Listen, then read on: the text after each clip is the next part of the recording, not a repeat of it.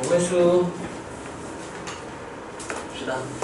우리가 2학년 확률과 통계는 배운 친구도 있고 안 배운 친구도 있지만 단원이 크게 3개예요. 합통 이렇게 생각을 해보면은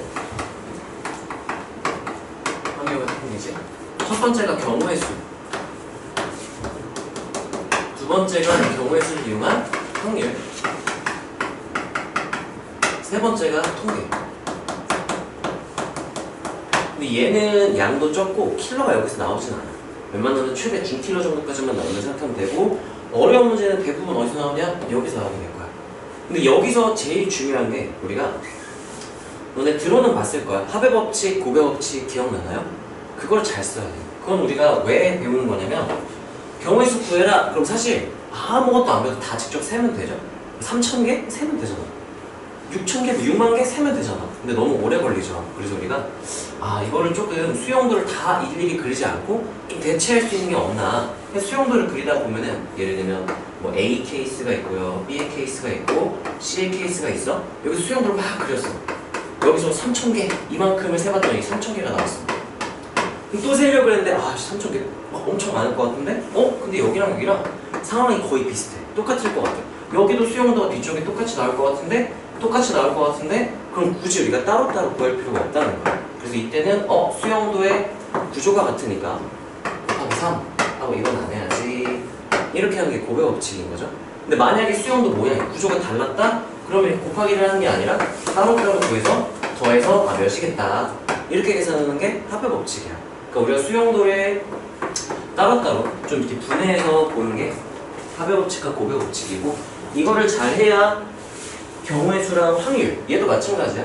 물론 그것만으로는 안 되지만 이거를 잘 다룰 수 있고, 그 다음에 각각의 예를 들면 우리가 순열, 조합 배웠죠? 여러 가지 도구들을 더 배우게 될 거야. 걔네들에서 좀 특별한 상황을 처리하는 걸 제외하면 결국은 다 이거예요. 합의 법칙과 곱의 법칙을 잘 다뤄야 하는 거고. 자, 수용도라는 건 경우의 수의 핵심이고, 이거 너희가 쓸 필요는 없을 것 같아. 자, 근데 예를 들면 이런 거죠. A, B, C 네 사람을 일렬로 나열해라. 그러면 수용도를 직접 그린다면 여기서 원래 A로 시작할 때, B로 시작할 때, C로 시작할 때, D로 시작할 때 이렇게 수용도를 그리죠. 이거는 뭘 하는 거냐면 첫 번째 앉을 사람을 정하고 AND, 두 번째 앉을 사람 정하고 AND, 세 번째, 네 번째를 따로따로 내가 구해봐야지 라고 생각을 하는 거고, 첫 번째가 A였다면 그 다음에 B 가능하고요, C 가능하고, D 가능하고 땡땡땡 수용도를 그려나가겠지? 근데 이거 다 그리는 게 너무 불편하니까 우리가 수용도를 대체할 수 있는 도구들을 배웠어. 그게 뭐였냐면은 뒤에 나오겠지만 NPEC, NPR, NCR 이 3개를 배웠어요. 이거는 어떤 특별한 상황에서는 이런 상황이야? 굳이 수용도 그릴 필요 없이 내가 이 계산을 대체해버릴 수 있겠다를 배운 거고, 만약에 조건이 여기까지밖에 없었다? 그러면 네 사람을 일렬로 나열한다? 그럼 걔네들이 순서가 어떻게 나올지만 정해주면 되는 거니까 따라하세요. 서로 다른 n개의 순서를 정하는 경우의 수. 그때는 수용도를 우리가 그리지 말고 n팩을 이용해서 계산을 하자. 그럼 싹 다 그냥 통째로 수용도를 4팩 이렇게 대체해버릴 수가 있는 거지. 여기까지 이해가 되나요? 자, 근데 이런 제약 조건이 걸리면 이런 기본 도구를 잘 쓸 수가 없게 되겠지. 그래서 뭐라 그랬냐면요, 일렬로 나열은 하는데 A가 C보다는 무조건 앞에 있어. C가 더 앞에 가면 안 돼. 라는 제약 조건이 걸리면 순서를 그냥 정하는 4팩은 사용할 수가 없게 되는 거야. 그럼 우리가 어쩔 수 없어요. 기본 도구를 쓸 수 없다? 그럼 수용도를 그려나가야 되는데 조금 달라지긴 하겠죠? 예를 들면 여기가 A가 먼저 나오거나 B가 나오거나 C가 나오는 케이스는 우리가 쓰면 안 되겠지? D가 나오거나 이 3가지 케이스가 있을 수 있고, 자, 그럼 A가 나왔다? 그럼 그 다음에 이제 B, C, D가 자유롭게 나와도 되죠? C도 이제 나와도 되는 거니까 여기 3개가 이렇게 있을 거고요. 누군가 나왔다면 이렇게 2개가 나오고 이렇게 수용도가 그려질 거야. 근데 이 케이스에서는 A, C, D 이렇게 되면 안 되는 거죠. 이게 나올 수가 없지. 왜냐? A가 앞에 나왔는데 지금 A가 아직 안 나왔잖아. 이게 안 되는 거야. 여기서는 지금 B가 나와도 되고 C가 나와도 되고 D가 나왔는데 여기는 2개밖에 안 돼요. 수용도의 구조가 다른 거야. 여기서도 마찬가지로 생각해보면 A 가능하고요, B 가능하고, 얘랑 수용도 구조가 똑같으니까 이 뒤쪽도 똑같을지를 상상을 해보고 상황이 만약에 똑같겠다. 그러면 굳이 이 2개는 따로따로 할 필요 없이 이거 하나만 구한다면 곱하기 2 이렇게 해버리면 되지. 2개가 똑같을 거야. 그러면 부분적으로 곱의 법칙을 쓰는 거고, 한번 해볼까요? 자, B, C, D 했으면 여기서 B 나왔으니까 C 나올 수도 있고요. D 나올 수도 있겠죠? 여기도 C 나왔으니까 2개 나오겠죠? 2개 나오겠죠? 그러면 어차피 여기 수용도만 구하면 얘네들은 어차피 똑같겠네? 그럼 여기 하나만 딱 구한다면 곱하기 3 이렇게 해버려도 되겠지. 자, 여기가 지금 C가 나왔어요. 그러면 무조건 B, 여기는 C 이렇게 해서 2개야. 얘도 마찬가지로 A, C 나왔으니까 B, D가 순서만 정해지면 되는 거겠죠? 그래서 여기가 2가지. 어차피 얘는 똑같을 테니까 내가 얘는 안 하고요. 곱하기 3개가 다 똑같겠네요. 그래서 이렇게 고배 법칙을 쓰겠다는 거지. 이게 고배 법칙이에요. 여기까지 괜찮나요? 따로따로 구한다? 합의 법칙. 근데 구조가 똑같네? 굳이 따로 안 해도 되겠네? 그러면 고배 법칙. 자, 예를 들면 B, A 나왔어요. 그럼 여기는 C가 나와도 되고 D가 나와도 되죠? 근데 여기는 지금 A, C가 나왔는데 C가 나올 수는 없으니까 A 이렇게 되니까 여기 따로 구하고 여기 따로 구하고 더해서 이만큼 수용될 경우의 수를 세줘야 되는 거지. 어떤 상황인지 이해가 되나요? 처음 듣는 친구들은 수학과 복습이니까 잘 들어야겠지? 자, 그러면 세 번째가 여기입니다. 네 번째는 B, 여기 C 이렇게 2개고요. 여기 C 이렇게 하나 나오겠지. 그래서 요만큼이 수용도가 따로따로 해서 2, 1 해서 여기는 3 이렇게 되겠지. 근데 얘도 상황이 똑같을 거야. 왜냐면 B 나왔어, D 나왔어.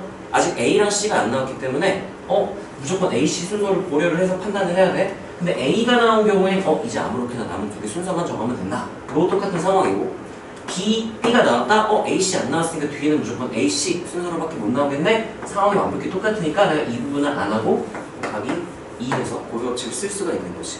이해가 되나요? 그래서 쉬운 문제는 이런 수용도 상상을 안 해도 괜찮아. 근데 어려운 문제는 전부 다 수용도 구조를 계속 판단을 하면서 너네가 계산을 해나가야 돼. 이게 킬러 문제가 항상 이렇게 나오는 거고 확률 쪽도 마찬가지야. 자, 그래서 우리가 만약에 A가 항상 앞에 있어야 된다. 특별한 제약 조건이 걸리면 기본 도구를 쓸 수 없게 될 때가 있어요. 그럼 우리가 수용도의 구조를 판단하면서 나타낼 수 있어야 되고, 근데 얘를 다루는 도구는 또 우리가 2학년 확률 통계에서 배우게 돼요. 여기 3학년 확률 통계죠. 3학년 확률 통계에서 뒤에서 배우게 되는데 아직은 안 배웠고요. 자, 그 다음 이제 합의 법칙, 고배 법칙은 방금 설명을 했어. A이거나 또는 B인 경우의 수를 구해라. 그러면 여기서는 A이거나 B, 귀찮으니까 A or B 나는 이렇게 쓰는 편이고, 이걸 집합으로도 표현을 할 수 있는데 A 집합 B. 아니 경우의 수인데 왜 갑자기 집합인가요? 라고 하면은 화통 처음 배운 사람 손 너희 2명? 승민아, 너 여사건이 뭔지 알아? 네. 저기 여사건이 뭔지 알아? 처음 들어봐? 승민아, 여사건은 사건이 뭐야?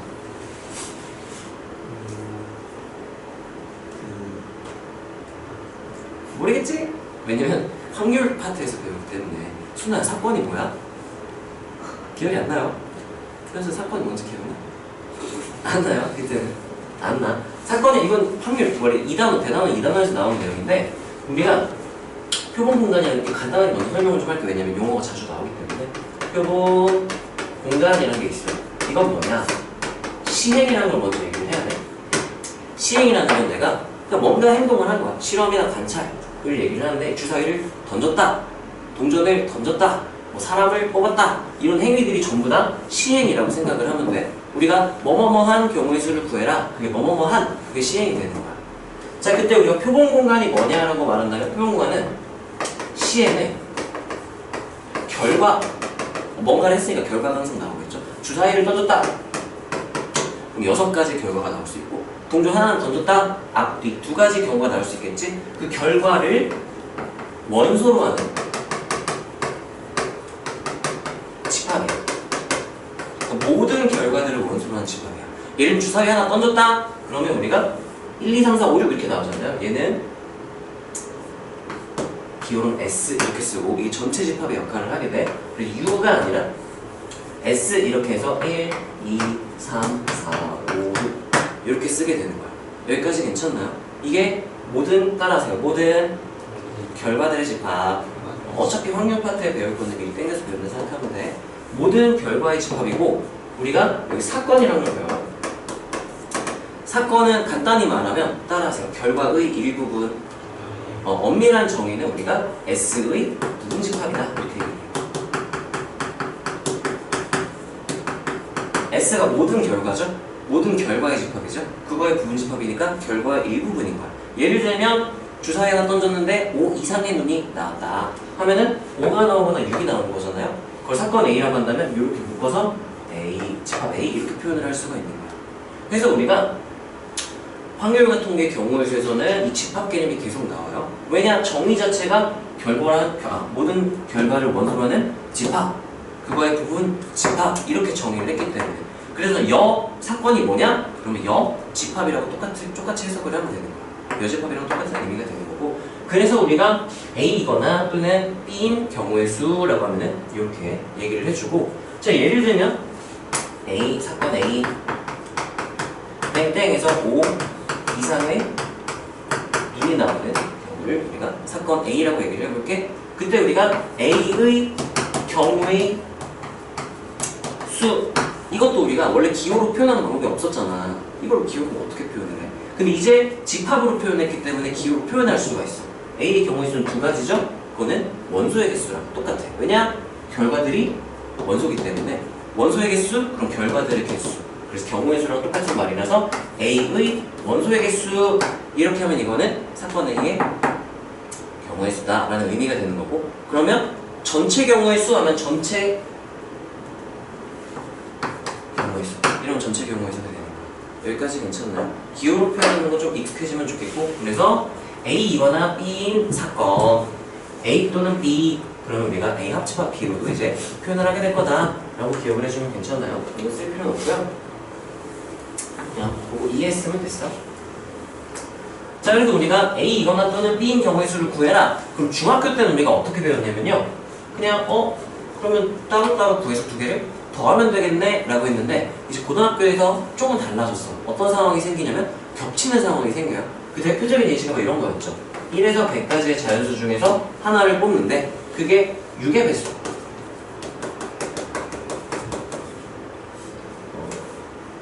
6의 배수요? 6의 배수는 2의 배수 2면서 동시잖아. 이게 아닌데? 예시를 어떻게 들어야 되지? 어떻게 예시를 들어야 될까? 2의 배수 2거나 3의 배수. 잠깐. 1에서 100까지가 있는데 2의 배수 또는 3의 배수인 경우의 수를 구하자. 이렇게 되는 상황을 찾는 거예요. 그래서 우리가 그러면 2의 배수 여기 몇 개 있겠네? 50개 있겠죠? 3의 배수 33개 있겠죠? 24. 이렇게 하면 틀리겠지. 뭐 하는 게 있기 때문에, 겹치는 게 있기 때문에. 그래서 이거를 마이너스 한 다음에 6 곱하기 16 16개 이렇게 풀어줘야 되는 거거든. 근데 이걸 기호로 표현을 하면 어떻게 되는 거냐면, 우리가 숫자 하나를 뽑았을 때 그게 2의 배수인 사건을 사건 A라고 하고요, 하나 뽑았는데 그게 3의 배수가 나온 사건을 우리가 B라고 이렇게 부릅시다. 따라하세요. 또는 합집합. 합집합 이렇게 되는 거니까 우리가 합집합을 처리하는 일반적인 방법은 포함 배수의 원리였죠. 그래서 얘가 의미하는 건 2의 배수의 개수잖아요. A의 원소의 개수랑 똑같은 의미가 됩니다. A의 경우의 수, 사건 A의 원소의 개수. 그럼 얘는 우리가 N, B 이렇게 쓸 수 있겠죠?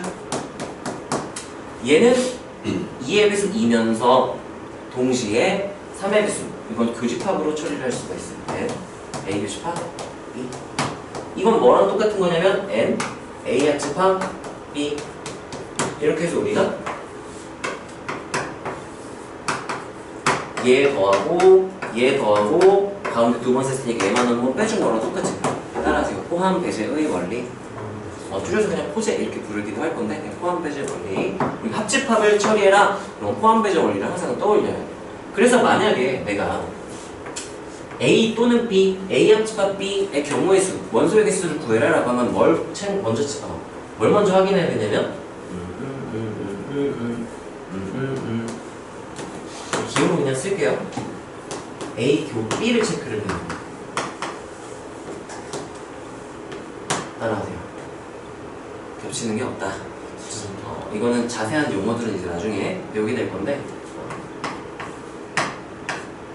이건 겹치는 게 있다는 얘기인 거죠? 만약 겹치는 게 없다? 그럼 중학교 때 했던 거랑 똑같은 거야. 그냥 N, A 합집합 B는 NA 플러스 n p 이렇게 써주면 그냥 되는 거겠죠?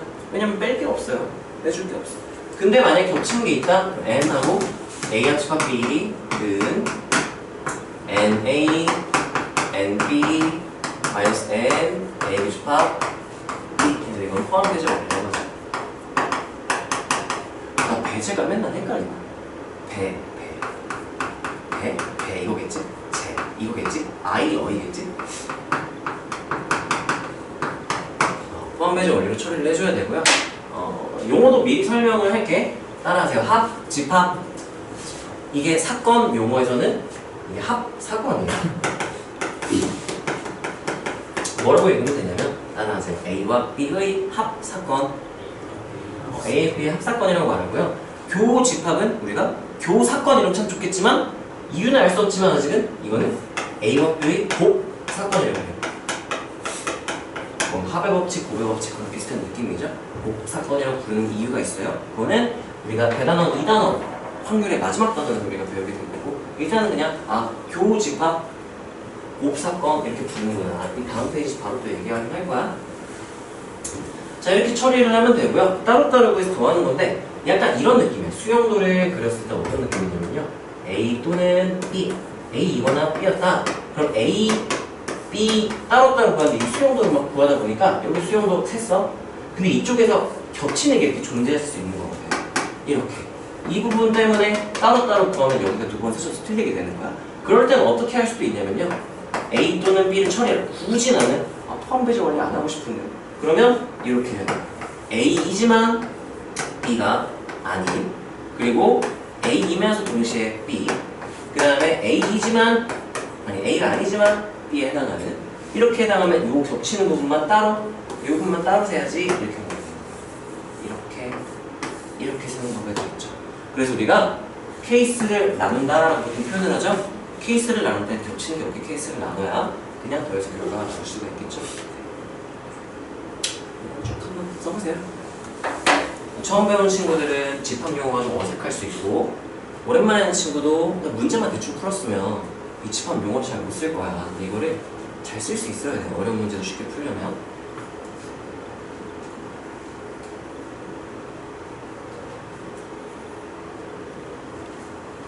표본 공간이란 말은 그냥 전체 경우의 수인데 나중에 배우게 될 테니까 저 정도는 그냥 흘려들어도 괜찮을 것 같아.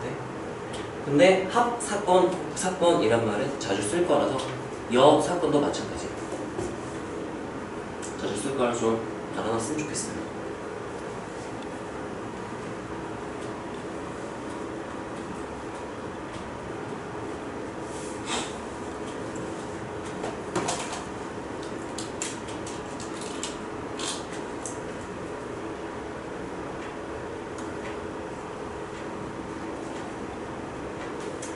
너네가 만약에 이 수용도 구조 다루는 거, 합의 법칙, 곱의 법칙을 잘 쓴다면 확통이 엄청 쉬워져요. 엄청 쉬워져. 어려운 문제? 지금 까불어봤자 그냥 합의 법칙, 곱의 법칙 하면 다 풀려요.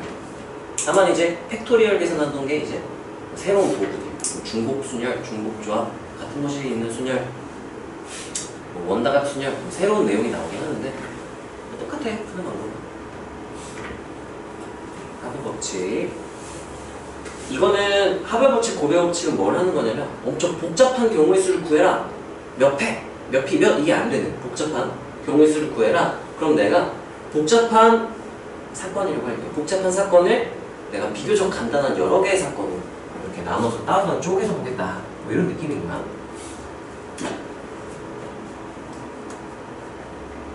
그러니까 복잡한 문제를 해결하는 기법 중에 하나고요. 너무 복잡하니까 잘게 쪼개서 따로따로 정복해 나가겠다. 이런 전략이니까 복잡한 문제 풀 때는 너무너무 중요하겠죠.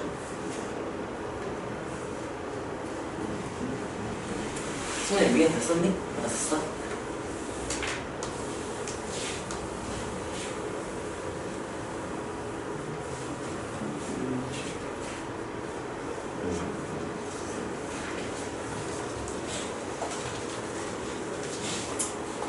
자, 그 다음에 곱의 법칙도 한번 얘기를 해볼게요. 저 예제가 있네. 이거 아까 했던 걸 내가 뒤에 있는데 그냥 해봤는데. 넘어갈게요. 자, 고백 법칙은요 A and B로 나눈 표현을 할 거고요. 이거는 A2고 B인 경우의 수, 뭐 동시에, 뭐 순서대로 뭐 이런 느낌이고요. 얘는 교집합으로 표현을 할 수 있어요. A2고 B가 교집합인 건 뭐 너무 자연스럽죠?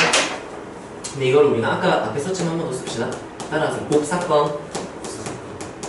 아니 왜 곱사건이라고 부르는 거야? 생각해보면 중학교 때 과자 3개가 있어요. 과자 3개, 사탕 4개를 하나씩 과자를 고르고 and 사탕을 하나 고르는 경우의 수를 구해라. 그러면 3 곱하기 4 해서 곱하기로 계산을 했잖아. 그래서 고백 법칙을 주로 쓰기 때문에 곱사건이다 이렇게 받아들여도 괜찮아요. 여기까지 괜찮나요? 근데 문제는 뭐냐?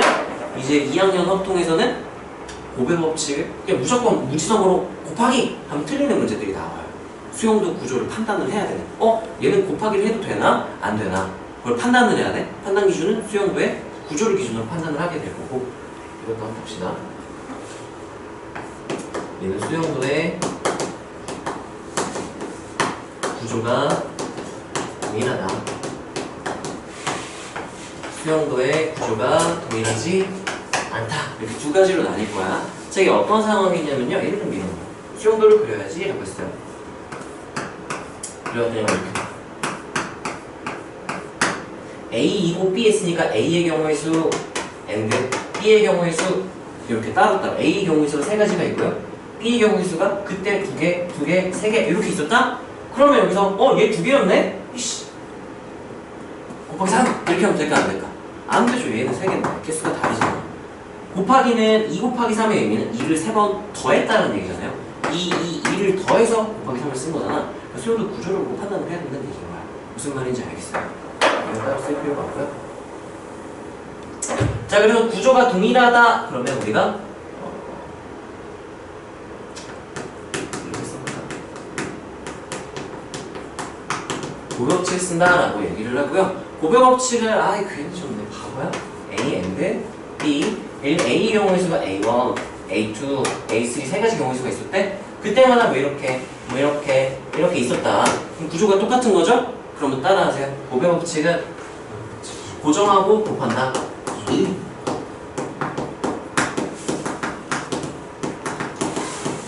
라고 얘기를 하고요. 그래서 얘를 고정하고 A1으로 고정시켜 놓자 하고 이제 구해. 2가지. 그 다음에 이제 곱한다. 이렇게 하는 게 고백 법칙입니다. 이거는 뭐 자연스럽죠? 많이 했던 거니까 중학교 때부터. 자, 근데 만약에 여기 수용도 구조가 이렇게 달랐다. 그러면 우리가 따로따로 구하고 더해야 되죠. 이때 합의 법칙을 써야 돼요. 얘는 따로따로 구하고 더한다. 케이스 분류라고 얘기하죠. 케이스 분류해서 더한다. 이렇게 해서 처리하면 되겠지. 자, 이것도 한번 써볼까요? 여기에 그림으로 나 직접 예시 하나 들어줄까? 기다려보세요. 예시. 좀 이게 무슨 말인지 좀 잘 안 들어올 수도 있으니까 A1, A2, A3 이렇게 있을 때 하나, 둘 이렇게 된다. 그럼 여기가 2가지 이렇게 되고요. 2가지니까 내가 여기서 이거 안에 A1 고정하고 구한 다음에 곱하기 3 할 거야. 이렇게 하면 이게 무슨 법칙이라고요? 고백 법칙. 그렇죠. 자, 근데 예를 들면 A and B 이렇게 있는데요. 얘가 A1, A2, A3, A4 이렇게 있고요. 얘가 수용도 그려보니까 3가지, 2가지. 그러면 내가 얘로 고정한 다음에 곱하기 4 하면 당연히 틀리겠죠? 왜냐면 수용도의 구조가 달랐을 테니까. 자, 그럼 여기서 얘를 A1으로 고정하고요. 구해봤더니 3가지 이렇게 나왔지. 근데 얘랑은 똑같으니까 이거 안 하고 곱하기 2 이렇게 해도 되겠죠? 여기서 부분적으로 고백 법칙을 쓸 수 있어요. 자, 그런 다음에 여기서도 마찬가지로 얘로 고정하고 따로따로 다 하려고 그랬거든? 했더니 2가지 했는데 구조가 똑같을 것 같다? 이거 안 하고 곱하기 2 이렇게 하면 이게 무슨 법칙이라고요? 고백 법칙들을 쓴 거고 따로 구했으니까 이제 더하기 해서 6 더하기 4에서 10 이렇게 하면 이건 무슨 법칙? 합의 법칙을 쓰는 거니까 합의 법칙과 고백 법칙을 수용도 구조에 따라서 자유롭게 쓸 수 있어야 되는 거야. 여기까지 괜찮아요? 이렇게 한번 더 써봅시다. 뒤에 예시 문제 있으니까 고법칙을 쓸 수 있는 경우와 없는 경우에 내가 예시를 들어놨어요. 요거 간단하게 써보고 뒤에 예제 문제 한번 봅시다. 대단원 1단원, 2단원 사실 대단원 3단원 통계는 어려운 파트가 잘려나갔고 교육과정 밖에는 다 잘려나가가지고 되게 조그만 부분이에요. 사실상 그러면 경우의 수랑 확률이 이제 몸통인데 그게 본체인데 그 본체의 핵심이 수용도 구조를 판단해서 다룰 수 있느냐 분할해서 정복한다 디바이드 앤 컨커라고 하는데 그게 너무너무 중요해요. 뭐 셈, RPM 이런 거 풀면 그냥 몇 피면 대충 풀려 대부분의 문제가. 근데 마플이나 자이같이 이제 기출 문제가 나와서 기출 킬러가 들어가 있으면 그거는 수용도 구조 안 보면 못 푸는 문제입니다. 구조를 잘 보면 귀찮지만 계산 실수만 안 한다면 다 맞출 수 있는 그런 문제가 될 거고 처음에 조금 익숙해져 보세요.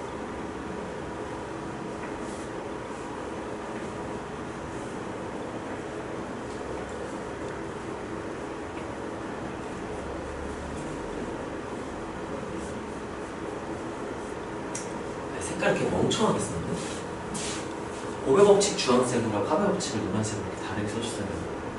오랜만이야.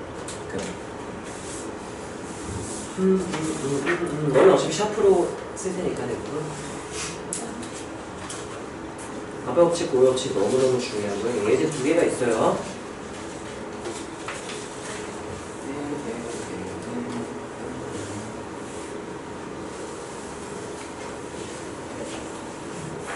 예제 풀고 한번 이쪽 정리를 다시 한번 해줄게. 자, 다음으로 넘어가서 자, 예제 첫 번째가 있어요. 100의 자리가 홀수, 10의 자리 짝수, 1의 자리가 소수인 세 자리 잔수의 개수를 구하시오 라고 하면은 한 번에 그냥 몇 피면 몇 시면 이게 안 될 것 같다? 그럼 우리가 어떻게 하냐면 따라하세요. 복잡한 사건을 간단한 사건들의 곱사건으로 해석. 난 이렇게 해석하는 거야. 곱사건이면 AND 이렇게 하는 게 곱사건이거든. 그러면 나 100의 자리 정하고 AND 10의 자리 정하고 AND 1의 자리 정해야지. 그래서 100의 자리를 정하는 사건과 10의 자리를 정하는 사건과 1의 자리를 정하는 사건의 곱사건으로 해석을 하면 되는 거야. 이걸 먼저 해석하고 그 다음 수용도 구조를 판단을 하는 거야. 그래서 곱사건으로 해석하는 연습을 많이 해야 돼. 자, 그럼 100의 자리 경우의 수를 상상을 한번 해봅시다. 그러면 1, 3, 5, 7, 9 이렇게 5개가 있겠죠? 근데 어차피 봐봐. 100의 자리 1 나왔어? 10의 자리 짝수 0, 2, 4, 6, 8 나오겠죠? 얘 소수니까 뭐 2, 3, 5, 7 이렇게 나오겠죠? 근데 얘도 생각해보면 개수가 똑같을 거야. 똑같을 거야. 뭐야? 그걸 이렇게 상상을 하는 거예요.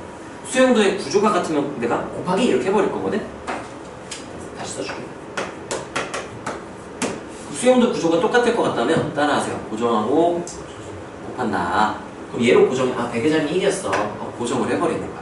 그런 다음에 10의 자리, 1의 자리를 이제 판단을 해주면 여기를 구했을 때 곱하기 몇을 해주면 되는 거야 이제? 5 이렇게 얘네 안 해. 이렇게 하는 거죠. 여기까지 괜찮나요? 그러면 이렇게 쓰는 거 매번 귀찮잖아. 그러니까 이거 수용도를 그리기 전에 수용도 구조를 머릿속으로 상상을 하고 어떻게 하냐면 원래 내가 밑에다 쓰는데 위에다가 써줄게요. 어차피 100의 자리가 1, 3, 5, 7, 9 5개가 있네. 5개는 어차피 똑같을 것 같네. 그럼 어떻게 하냐면 따라하세요. AND를 곱하기로 5곱하기 이렇게 해버리는 거야. 여기까지 괜찮나요? 이거 너무 귀찮잖아. 이 5를 그냥 5곱하기 여기다 그냥 써버리세요. 이해가 되나요? 자, 그런 다음에 이제 10의 자리, 1의 자리를 판단을 하면 돼요. 10의 자리는 짝수니까 0, 2, 4, 6, 8 왕으로 5개 다 나와도 되죠? 0, 2, 4, 6, 8 수용도가 5개가 그려지는데 여기 안쪽에 이렇게 있는 거지. 근데 0일 때도 1의 자리가 소수 4개, 2일 때도 4개, 4일 때도 4개, 6, 8일 때도 4개. 어차피 수용도 뒷부분 구조가 똑같겠죠? 그러면 따라하세요. 고정하고 곱한다. 이 안쪽에서 0으로 고정해놓고 4개, 4개. 한 다음에 5개가 똑같잖아. 4 곱하기 5 이렇게 해버리는 거야. 이게 고배 법칙인 거지. 이해가 되나요? 그래서 100의 자리 고정해놓고 10의 자리, 1의 자리를 관찰했더니 어차피 얘가 5가지 경우가 나오는데 그 5가지 경우가 똑같겠네? 그럼 여기 이제 곱하기 이렇게 AND를 곱하기로 바꿔버려서 써주면 되는 거지. 그때 전부 다 4개씩이니까 이렇게 쓰면 되는 거예요. 여기까지 괜찮나요? 여기서 잠깐만 좀 다시 예쁘게 해줄게. 0, 2, 4, 6, 8 이렇게 해주고 요만큼을 내가 하겠다. 곱하기 5를 하겠다. 그랬을 때 여기서도 지금 2, 3, 5, 7 여기가 이제 4개가 나왔잖아요. 아, 잘 떠오르네요. 싫어요. 이렇게 좀 넉넉하게 해줄게요. 여기 계산해봤더니 4개 이렇게 나왔던 거죠? 그럼 어차피 5가지가 똑같으니까 이거 볼 필요 없이 곱하기 5 곱하기 5 이렇게 한 게 이제 5 곱하기 4. 그래서 1과 0으로 고정해놓고 구했더니 4개가 나왔죠? 곱하기 5 곱하기 5 이렇게. 이게 고배법칙이지. 근데 이렇게 매번 이렇게 풀기 너무 귀찮으니까 진짜 까다로운 문제는 난 이렇게 판단을 하고요. 쉬운 문제들은 이렇게 그냥 5 곱하기 5 곱하기 해서 따라서 n들을 곱하기로 바꿔버린 거죠. 매번대로 막 바꾸면 안 돼. 따라하세요. 수영도의 구조가 같으면 구조를 본다는 건 이런 거야. 100의 자리를 먼저 내가 보기로 했죠? 100의 자리에 선택지가 5개가 있었어. 근데 어떤 선택지가 나오든 뒤에 경우의 수들이 똑같을 것 같은데 그게 수영도의 구조가 똑같은 거야. 그러면 일단 그리기 전에 먼저 생각을 해. 1일 때 이런 이런 서 3일 때 이런 이런 서 다 똑같겠는걸? 그럼 바로 그냥 5 곱하기 된다음이지. 얘만 보면 돼. 이해가 되나요? 1로 고정을 해가지고. 자, 이것도 한번 써보세요.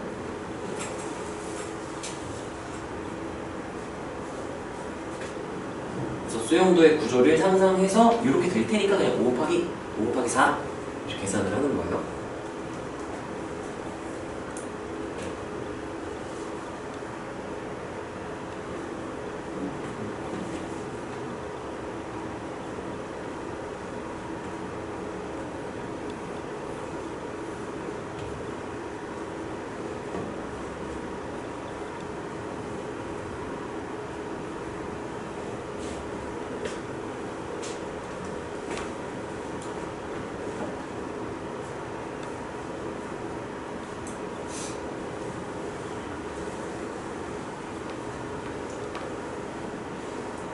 오늘 너네가 풀 때는 곱사건으로 해석하고 수영도 구조 판단하는 이걸 좀 신경을 써서 문제를 풀어보면 좋을 것 같아요. 그게 익숙해져야 되게 쉬우니까 오늘은 그거에 좀 신경을 써서 해보세요. 자, 그래서 얘는 그냥 5 곱하기 5 곱하기 4 이렇게 고배법칙을 쓸 수 있는 친구였고 그 다음 문제는 내가 이거 안 지우고 여기다가 한번 비교하듯이 한번 해볼게요. 자, 예제 2번은 조건이 조금 달라졌어요. 100의 자리 짝수 10의 자리가 홀수 무난해요. 10의 자리와 1의 자리 합이 3의 배수인 3자리 자리수 이렇게 제약 조건이 걸려버리는 거야. 그러면 여기서 이제 어떻게 생각할 수 있냐면 그러면은 100의 자리 정하고 10의 자리 정하고 1의 자리 정해야지 하면 이제 개 복잡해지는 거예요. 왜냐면 100의 자리 4가지, 5가지 나오겠죠? 근데 3자리 자연수라고 했으니까 0은 나오면 안 되겠지? 2, 4, 6, 8 4가지 케이스가 나오겠네요. 근데 10의 자리에 누가 나오냐에 따라 얘네 합이 3의 배수네? 얘는 상관없는 거예요. 2가 나오든 4가 나오든 6이 나오든 8이 나오든 어차피 여기에 제약 조건이 걸린 거기 때문에 얘는 상관이 없네요. 그러면 따라하세요. 고정하고 구한다. 2로 고정하고 구한 다음에 뒤에 곱하기 몇을 해주면 돼요? 이렇게 해주면 고배법칙을 쓰는 거죠. 자, 근데 이제 그러면 여기서 간단히 계산했다면 그냥 4 곱하기 2 이렇게 처리를 하겠다는 얘기인 거죠. 자, 그 다음에 이제 10의 자리, 여기 10의 자리의 경우에 홀수니까요. 1, 3, 5, 7, 9 이렇게 되겠죠. 자, 근데 그러면 따라하세요. 고정하고 곱한다. 1로 고정하고 구한 다음에 곱하기 5 하면 안 돼요. 왜냐? 누가 나왔냐에 따라서 이게 뒤에 나올 수 있는 경우의 수가 달라질 수 있기 때문에. 무조건 똑같다? 그렇지. 근데 무조건 다르다? 그럼 따로따로 구해야 되고 애매하다? 따로따로 구해야 되는 거야. 고배법칙을 쓸 수 있는 건 구조가 동일한 게 확실할 때만 고배법칙을 써야 되는 거야. 자, 그럼 판단을 한번 직접 해볼까요? 1이 나왔어? 1이 나왔대요. 1이 나왔다. 그러면 합이 3의 배수니까요. 뭐부터 쓰면 될까? 제일 작은 수 2부터 되겠죠? 그 다음 몇이 될 거고요? 5 되겠죠? 그 다음 몇 도 되겠네요? 이렇게 해도 되겠죠. 3개가 되네요. 3일 때는 잘 거. 3일 때는 어떻게 되냐면요. 누가 나오면 될까? 0부터. 0 빼먹으면 큰일 나겠죠. 그 다음에 3, 6, 9이 벌써부터 생각도 구조가 다르네요. 그렇군. 자, 얘도 한번 볼까요? 5는 어떻게 될까? 좀 아래다 쓸게요. 5. 얘를 써보면은 제일 작은 수 뭐부터 될까요? 1, 그 다음에 4, 그 다음은요 7, 그 다음 10은 안 되죠. 네, 이렇게. 그 다음에 7, 9 이렇게 있을 텐데 사실은 이제 문제를 좀 많이 풀다 보면은 더해서 3의 배수라고 나머지 합이 3의 배수였네 해서 나머지 합을 기준으로 판단은 나머지가 1, 나머지가 1, 0, 나머지가 2, 나머지가 1, 나머지가 0이니까 어차피 얘네들은 똑같을 거다. 이렇게 처리를 할 수 있게 돼요. 문제를 많이 풀다 보면. 근데 따로따로 구한다고 뭐 틀리는 건 아니니까 애매하면 다 따로따로 구하는 게 맞고 나머지 1인 거니까 어차피 규칙이 똑같을 거야. 얘도 해보면 2, 5, 8 3개 나오겠죠? 그래서 얘 안 하고요. 얘가 그냥 3개였죠? 곱하기 2 이렇게 하고 얘는 나머지 있는 게 혼자였으니까 이렇게 나와요. 그래서 요만큼을 따로 구해주는 거지. 여기까지 괜찮나요? 여기 개수를 세보니까요 6, 8, 3, 15 여기 15였네 15 여기 4 해서 60 이렇게 나와요. 아니야? 뭐 틀렸어? 고맙습니다. 개몽충아. 네, 이렇게 되겠지. 그래서 여기는 17이었고요. 곱하기 4 이렇게 처리를 해줘야 된다. 그래서 여기 10으로 쓰면 어떻게 되는 거였냐면요. 여기는요 3 더하기 4 더하기 3 더하기 여기가 3이었죠? 3 더하기 4 그래서 여기서 케이스를 1번 10의 자리가 1일 때 2번 10의 자리 3일 때 3번 10의 자리 5일 때 4번 케이스 5번 케이스를 따로따로 구해서 더해준 거랑 똑같은 상황인 거야. 여기까지 괜찮나요? 이렇게 써도 되지만 곱배법칙 부분적인 곱배법칙을 쓴다면 3 곱하기 2 4 곱하기 2 4단어 따로 이렇게 해준 거랑 똑같은 거지. 자, 이건 아까 전 페이지 문제고요. 요걸 한번 써보세요. 얘랑 좀 상황이 달랐죠? 상황에 맞게 우리가 잘 더 곱하고를 판단해서 쓸 수가 있어야 돼요.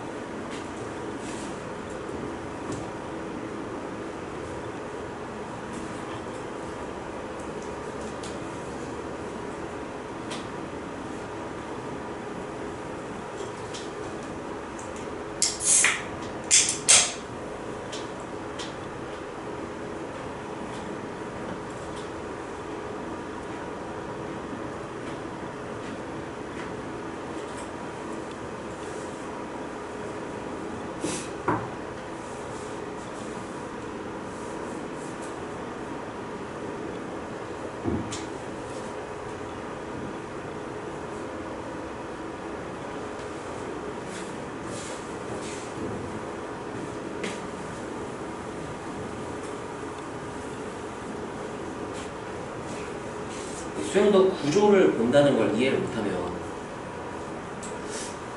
좀 많이 힘든데 뭐 이 정도면 뭐 좀 낯설긴 하지만 충분히 잘 이해할 수 있을 거라고 생각해요. 잘 보는 친구, 이미 잘 보고 있는 친구도 있을 거고 낯설지만 아 뭐 저런 느낌이구나 그래서 이제 이해했으면 익숙해지는 건 이제 문제를 풀면서 익숙해져야 되는 거죠. 숙제를 하는 이유가 개념을 배운 것을 익숙하게 만들려고 문제를 푸는 거니까.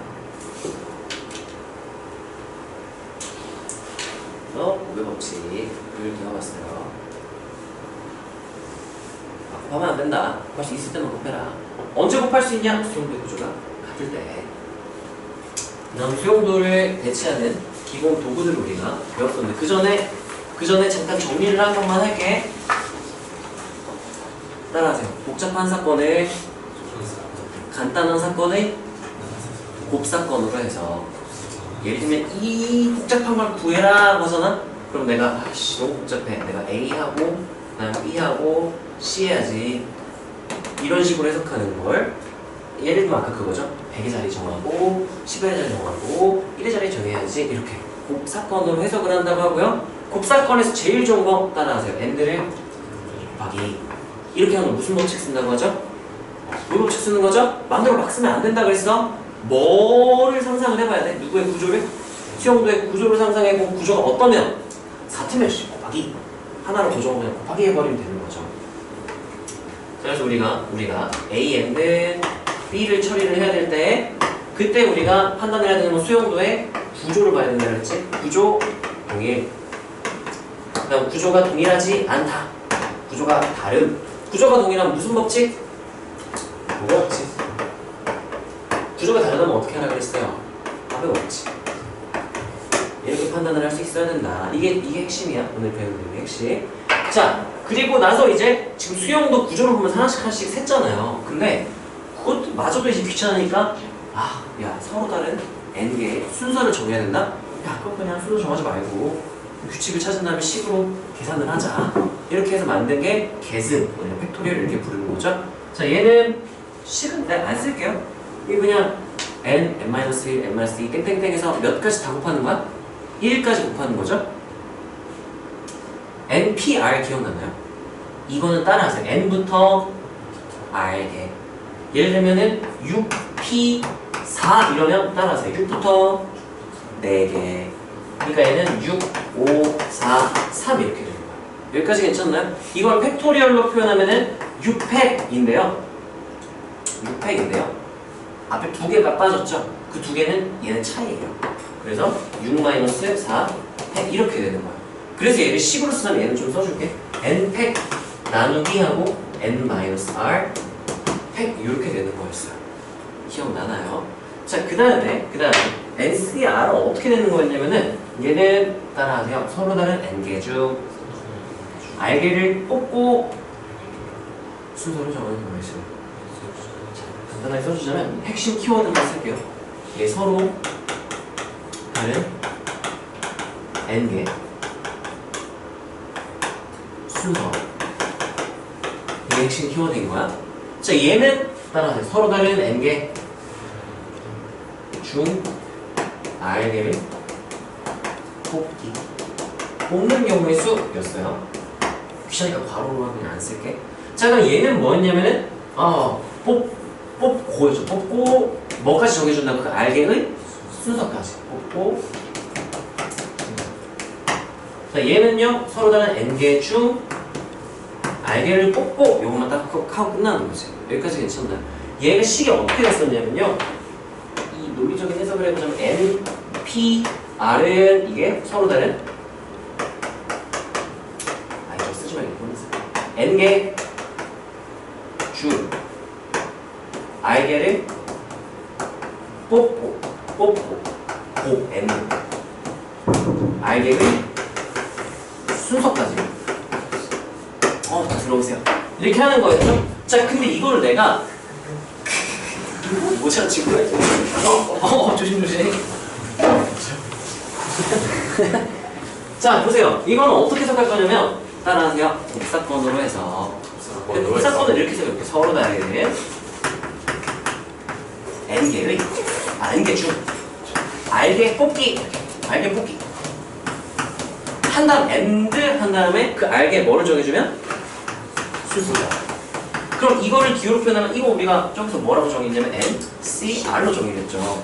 서로 다른 r개일 거야. 서로 다른 n개 중 r개 뽑아서 서로 다른 r개였을 거야. 걔네 순서 정하면 몇 팩? r팩. and니까 수용도 구조가 어차피 어떻게 r개를 뽑든 항상 r팩으로 똑같을 거니까 수용도 구조가 똑같아서 곱하기로 바꾼 게 이렇게 되는 거야. 여기까지 괜찮나요? 여기서 우리가 뭘 알 수 있게 되는 첫 번째 NCR은요 NPR r팩으로 나누게 되는 거야. 여기까지 괜찮나요? 두 번째 이 나누기 r팩의 의미를 배우게 돼요. 이거는 2학년 때 이제 3학년 이번에 확통해서 배우게 되는 내용인데, 자, 일단 식으로 먼저 한번 써놓은 다음에 판단을 해봅시다.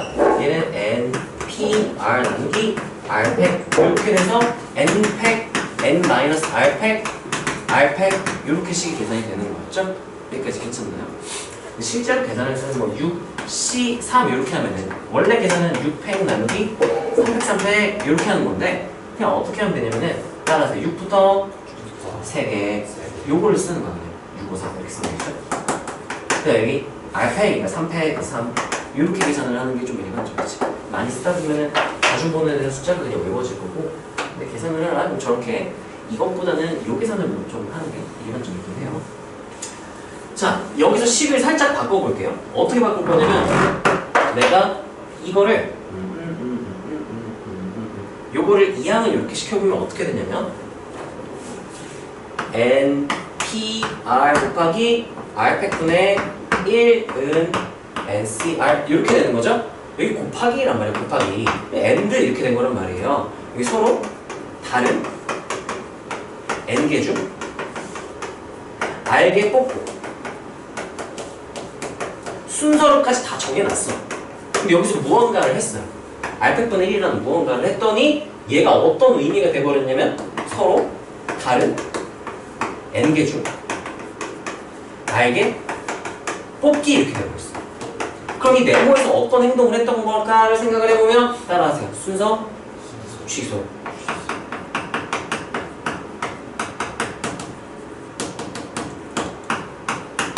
순서 고려했던 걸 취소하고 싶다? R팩으로 나눠버리면 됩니다. 이게 뒤에서 우리가 배울 내용 중에 하나고요. 자, 일단은 이렇게 두 가지 의미가 있어요. 이걸 해석하는 게. 자, 이걸 다른 거 다 쓰기 전에 이것만 좀 하고. 자, 특수한 상황 처리에서 적어도 뭐뭐한 경우의 수를 구해라. 그러면 이건 우리 중학교 때부터 했던 거잖아. 무슨 사건 이용한다고 하죠? 여사건. 그러니까 여집합에 해당하는 여사건을 무조건 쓰는 건 아니야. 여사건도 한번 고려를 해봐라. 왜냐면 여사건이 편할 수도 있고 여사건이 더 불편할 수도 있어. 약올리는 거죠. 아닐 수도 있기 때문에. 자, 그 다음에 일렬로 뭐 나열하는데 이웃한다. 그럼 우리가 묶고 그룹으로 묶는다고 할게요. AB가 이웃해야 돼요. AB를 하나의 묶음으로 생각을 하고 그 다음에 그룹으로 묶어버리고 나열한 다음에 그룹 내부 배열을 해줘야 돼요. 예를 들면 이런 거죠. A, B, C, D, E, F. 여기서 A, B는 이웃해요. 그러면 그룹을 묶어요. 그러면 이제 둘이 하나가 됐으니까 하나가 줄어든 거잖아. 5개로 생각하고 5팩 한 다음에 얘는 내부 배열 순서 2팩. 이렇게 해서 5팩 곱하기 2팩 이렇게 되는 거였죠. 자, 근데 이웃하지 않는 거는 종민아, 이웃하지 않아요? 그럼 어떻게 해석하냐? A, B는 이웃하지 않아요? 그럼 어떻게 해야죠? 다른 것들. 어? 다른 것들. 사이에. 사이에. 아니면 그러면 둘 다 알고 있네. A, B, C가 이웃하면 안 돼요. 이런. 아까 두 가지 말했죠? 나는 보통 이렇게 표현해. 따라하세요. 나머지 배열하고 끼워넣기. 를 하거나 아니면 무슨 사건을 이용할 수 있다고? 여사건. 얘는 어떻게 할까? 둘 다 될까? 그거는 두 개씩 이렇게 끼워넣는 게 나아요. 그 두 개가 아니라 세 개잖아? 그럼 여사건이 계열밖에 생겼어.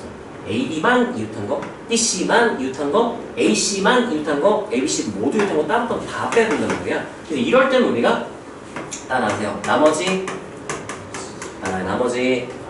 끼워넣기. 나머지를 배열하고 AND 끼워넣기. 두 사건의 곱사건으로 해석을 하는 거예요. 나머지를 배열하는 사건과 그 사이에 끼워넣는 사건의 곱사건을 해석을 하고요. 이웃하지 않는다의 또 다른 방법은 우리가 여사건 전체 경우에서 이웃하는 경우를 빼버릴 수가 있어. 근데 봐봐. 3개 이상이 이웃하지 않는다? 끔찍한 일이 생겨요. 그럼 이게 짱이냐? 아니야. 얘를 써야 되는 데도 있어. 언제 얘를 쓰면 틀리게 될 수 있냐면 이렇게 될 수 있고 A, B 이웃 안 하고요. C, D도 이웃하지 않아요. 이렇게 했을 때 여기서 만약에 나머지를 배열하고 끼워넣기를 하면 분명히 빼먹는 게 생겨요. 보통은 생겨. 자, 그 예시를 하나만 딱 보여줘도 잘해요. 자, 어떤 경우가 생기냐면 A, B 이웃하지 않는다고 생각하니까 그럼 A, B랑 EF를 먼저 배열해야겠다. 그래서 EF를 먼저 배열해. 그럼 EF 이렇게 되겠죠? 끼워넣은 분말을 찾아. 그런 다음에 A, B를 먼저 배열하면 A, B는 이웃하지 않겠죠? 하다 보면은 뭐 A 이렇게 집어넣고 B 이렇게 집어넣으면 이웃하지 않죠? 그 다음 이제 CD도 이웃하지 않는다 그랬으니까 CD를 끼워 넣어야지. 하나, 둘, 셋, 넷, 다섯. 그러면 5개 중에 2개 골라가지고 집어넣으면 되는 거잖아. 이러면 괜찮을 것 같아요. 근데 어떤 경우가 생기냐면 봐봐. EF 먼저 배열을 했어. 여기에 A, B 같이 이렇게 들어가면 돼, 안 돼? 이 경우 안 셌지. 이 경우 안 셌어. 근데 이게 될 수도 있어. 왜냐?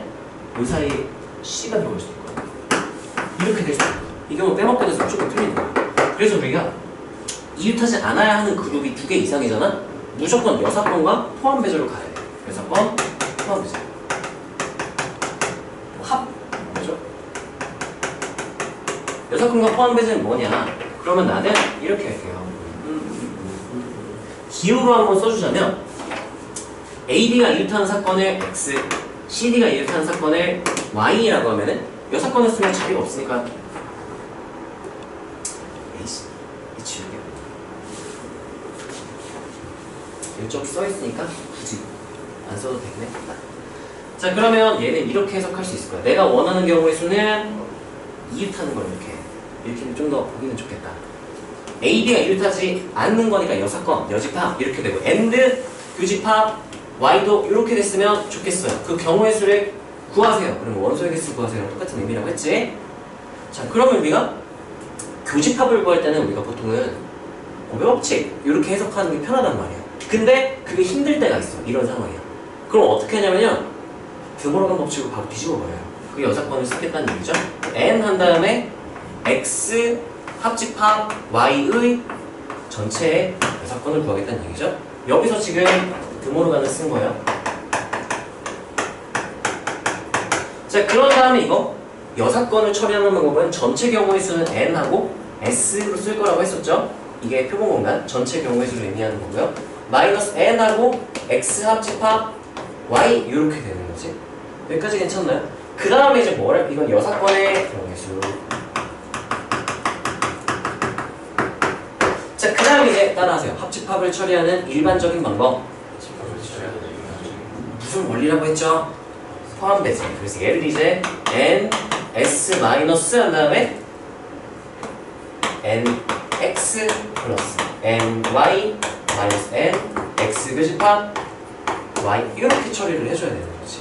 이렇게 풀어야 되는 귀찮은 문제가 되거든요. 2개 그룹 이상이 일하지 않아야 된다 이렇게 나와요. 말이 2개 그룹 이상이지 3개 그룹 하면 개끔찍하기 때문에 2개 그룹까지가 좀 까다로운 유형이에요. 이거 한번 쭉 써보고 조금 쉬었다가 해봅시다. 여기까지 수학 타 복습이에요. 분할 구매는 일단 안 할게요.